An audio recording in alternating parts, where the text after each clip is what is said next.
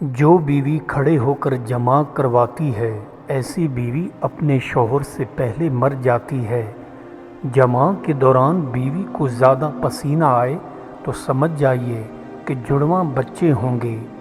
جمع کے دوران شوہر کو زیادہ پسینہ آئے تو سمجھ جائیے کہ لڑکی پیدا ہوگی۔ بیوی کا لعاب ناف میں ڈال کر جمع کرو تو زندگی میں کبھی بھی کمزوری نہیں ہو پائے گی۔ جو بیوی کھڑے ہو کر پیشاب کرتی ہے، ایسی بیوی کی عمر میں کمی ہوتی جاتی ہے۔ جو بیوی شوہر سے پہلے سو جایا کرتی ہے، ایسی بیوی کا حسن جلد ماند پڑ جاتا ہے۔ جو بیوی شوہر سے پہلے ہی کھانا کھا لیتی ہے، اس گھر کے اندر غربت جلدی آتی ہے۔ ایسی بیوی کی عمر بہت لمبی ہوتی ہے۔ جو روز شوہر کو محبت اور پیار دیتی ہے۔ جمع کے دوران شوہر بیوی کے پاؤں پر گدگدی کرے تو طاقت بڑھتی ہے۔ بیوی کی کلائی کو دبا کر سو جانے سے شوہر کی جسمانی طاقت بڑھتی ہے۔ نہانے کے دوران بدن پر سرسوں کا تیل لگانے سے عزت میں اضافہ ہوتا ہے۔ پاؤں کی تلی پر زیتون کا تیل لگا کر سونے سے ذہانت بڑھتی جاتی ہے۔ بیوی کے ناف میں تیل ڈال کر جمع کرنے سے بیوی جوان رہتی ہے۔ بیوی کو جمع خالی پیٹ سے کرنے سے شوہر پر کبھی بڑھاپا نہیں آتا ہے۔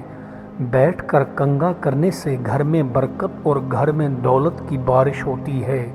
کھڑے ہو کر کنگھا کرنے سے گھر میں غریبی اور غربت بسیرا کر جاتے ہیں۔ نہانے کے دوران زیادہ پانی ضائع کرنے سے گھر میں غریبی آتی ہے۔ بولتے وقت منہ سے تھوک نکلنا اس بات کی نشانی ہے کہ آپ جوان رہیں گے۔ رات کے وقت مرچوں والے کھانے کھانے سے گردے جلدی فیل ہو جاتے ہیں۔ رات کے کھانے میں پیاز کھانے سے جسمانی کمزوری شروع ہو جاتی ہے۔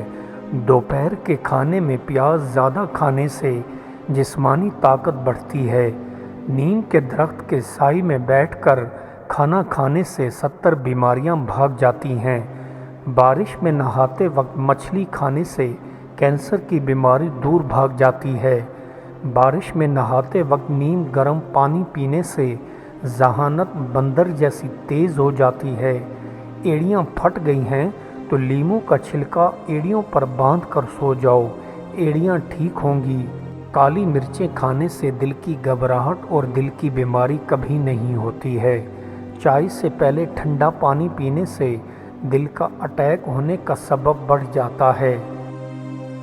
اگر انسان اپنے حاصل اور محرومی دونوں کو برابر سمجھے تو خوف سے بچ سکتا ہے۔ لوگوں کے اعمال کبھی نہ دیکھو بلکہ اپنا عمل کرتے جاؤ۔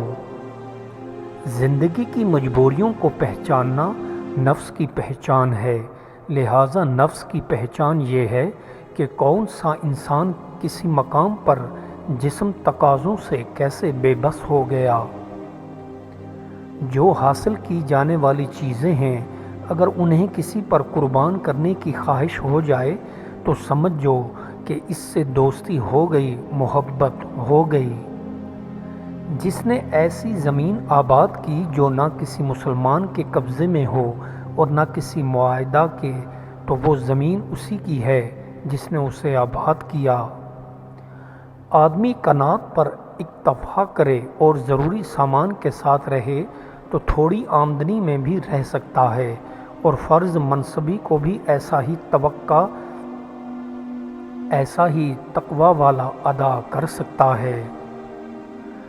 جو گناہ سے مغلوب ہو گیا وہ کبھی کامیاب نہیں ہوا، اور جو برائی میں غالب ہوتا ہے وہ اصل میں مغلوب ہوتا ہے۔ ایک انسان کا حق اگر دوسرا انسان غصب کرے تو قابل تعزیز ہو، پوری قوم کا حق غصب کرے تو بادشاہ کہلاتا ہے، اور قوموں کا حق غصب کر لے تو مہذب قوم کا لقب اختیار کر لیتے ہیں۔ استغفار سے بڑھ کر کوئی سفارش کامیاب نہیں، اور گناہوں پر اصرار کرنے سے بڑھ کر کوئی گناہ زیادہ بڑا سنگین نہیں۔ خوشی کے تعاقب میں مصروف نصف دنیا غلط راہ پر چل رہی ہے، کیونکہ خوشی حاصل کرنے سے میسر نہیں آتی بلکہ بانٹنے اور خدمت کرنے سے میسر آتی ہے۔ قسمت کی خرابی کا بھی علاج موجود ہے۔ اگر انسان اپنی لمبی چوڑی خواہشات کی تکمیل نہ کر سکتا ہو تو اسے اپنی خواہشات میں تخفیف کر لینی چاہیے۔ خود کو سنوارنے اور اپنی زندگی بہتر بنانے میں اس قدر مگن ہو جاؤ کہ دوسروں پر تنقید کے لیے آپ کے پاس وقت نہ ہو۔ جو الفاظ آپ کی زبان سے ابھی ادا نہیں ہوئے ہوتے، آپ ان الفاظ کے آقا ہوتے ہیں۔ جو لفظ آپ کی زبان سے ادا ہو جاتے ہیں وہ آپ کے آقا بن جاتے ہیں۔ اچھے الفاظ منہ سے نکالنا اچھی بات ہے، مگر برے الفاظ منہ سے نکالنے سے خاموشی کہیں بہتر ہے، جس پر آپ کو کچھ بھی خرچ نہیں کرنا پڑتا۔ اندھے آدمی اور غریب آدمی میں کیا فرق ہے؟ اندھا آدمی کسی کو نہیں دیکھتا اور غریب آدمی کو کوئی نہیں دیکھتا۔ ایک پر امید شخص اگر 10 منزلہ عمارت سے نیچے گرتا ہے، ہر ایک منزل کی کھڑکی سے وہ اپنے دوستوں کو پکار کر کہتا ہے کہ ابھی تک سب کچھ ٹھیک ٹھاک ہے۔ کبھی عاجز اور کمزور غالب آ جاتے ہیں اور کبھی آسانی کے ساتھ مطلب نکل آتے ہیں، کبھی معاملات پیچیدہ ہو جاتے ہیں اور کبھی سب خوشیاں برباد ہو کر رہ جاتی ہیں۔ ایک امید پرست ہر ایک مشکل میں کوئی نہ کوئی بہتر موقع پنہا پاتا ہے، جبکہ ایک قنوطیت پسند ہر ایک موقع میں کوئی نہ کوئی مشکل پنہا پاتا ہے۔ کل کا غم آج کی مسرت ہے اور آج کی خوشی نہ جانے کب آنسو بن کر بہہ جائے۔ آئینے میں ایک اصل ہے، دوسرا عکس ہے اور اصل عکس کا عکس ہے۔ سب سے بڑھ کر یہ کہ ایک مہربان رویہ اپنائیں۔ خدا بھی اپنے بندوں پر مہربان ہے اور مہربانی خدائی صفات میں سے ایک صفت ہے۔ آپ مہربانی کے طفیل خلق خدا کے دل جیت سکتے ہیں۔ مطلب 4 چیزوں سے ہے: آنکھ زبان جو مناسب نہیں، آنکھ سے وہ مت دے جو مناسب نہیں، دل کو خیانت سے اور مسلمانوں پر کبر سے دور رکھو، دماغ میں خواہشات کو محلوظ رکھو، کسی سے کچھ مت چاہو، زبان کو بری بات کہنے سے باز رکھو۔ گناہ کا آغاز مکڑی کے تار کی مانند باریک ترین ہوتا ہے، لیکن انجام پہاڑ جیسا مضبوط ہوتا ہے اور ناقابل شکست ہوتا ہے۔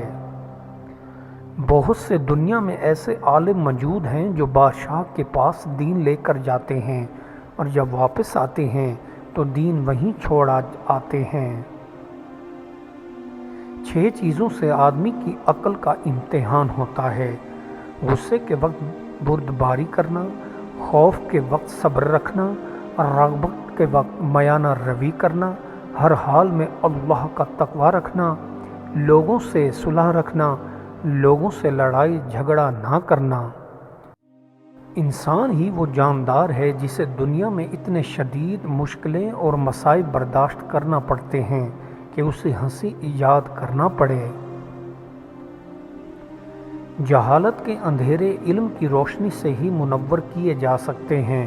قبر کو روشن کرنا چاہتے ہو تو جہاں تک ممکن ہو علم کو پھیلاؤ اور ہر جگہ علم کی روشنی کو لے جاؤ۔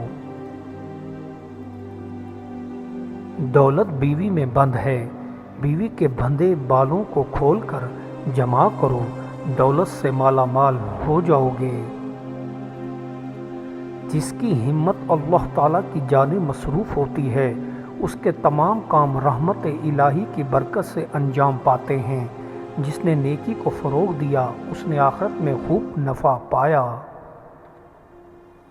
تعلیم یافتہ لوگوں کی قیادت آسان ہوتی ہے، لیکن انہیں ہانکا نہیں جا سکتا۔ انہیں احکامات کا پابند بنایا جا سکتا ہے، لیکن غلام نہیں بنایا جا سکتا۔ ایسی شناسائی جو فوراً ہو جائے پچھتاوے کا باعث بنتی ہے۔ جس دن میرا کوئی نیا شناسا نہیں بنتا میں سمجھتا ہوں کہ میری زندگی کا وہ دن بیکار گیا۔ کسی کام کا پختہ ارادہ کرنے سے پہلے اس کے متعلق دوست احباب سے مشورہ کرنا اور اس کے شروع کرنے سے پہلے اسے خوب سوچ لینا چاہیے۔ عقل مند کا یہ فرض ہے کہ اپنے معاملات غور طلب میں ہمیشہ دوستوں سے مشورہ لے اور ایسے معاملات میں کبھی خود رائے سے کام نہ کرے۔ سب سے زیادہ نفع دینے والا خزانہ دو چیزیں ہیں، اول وہ احسان جو شریف لوگوں کے حق میں کیا جائے، دوم وہ علم جس کو اللہ تعالیٰ کے اچھے بندے پڑھاتے اور پڑھتے ہیں۔ کسی کام کا پختہ ارادہ کرنے سے پہلے اس کی نسبت غور و فکر کر، اس کی طرف متوجہ ہونے سے پہلے اس کے متعلق دوست احباب سے مشورہ کر اور اس کے شروع کرنے سے پہلے خوب سوچ بچار کر لے۔ اللہ کے نور سے شفا حاصل کرو، کیونکہ یہ دلوں کی بیماریوں کی شفا ہے۔ اپنے لیے آسانی اور رخصت والا رستہ اختیار نہ کر، ورنہ تم غفلت میں پڑ جاؤ گے۔ جو مال کے مسلمانوں کی فوج کو غنیمت میں ہاتھ آئے، اس پر حکام کا وجود سخا کرنا ظلم اور فریب ہے، کیونکہ یہ لڑائی کرنے والی فوج کا حق ہے۔ روح اور جسم کے درمیان جو رشتہ ہے، صرف اس کو موت آتی ہے۔ اگر انسان کو رخصت ہونا ہے تو یاد رہے تو وہ بہت ساری تکلیفوں سے بچ جائے گا۔ دنیا کی تازگی اور جدت روبہ زوال ہے، اس کی نعمتیں مزمحل اور نابود ہونے والی ہیں، اس کی خوشیاں اور مسرتیں غم انداز وہ تبدیل ہونے والی ہیں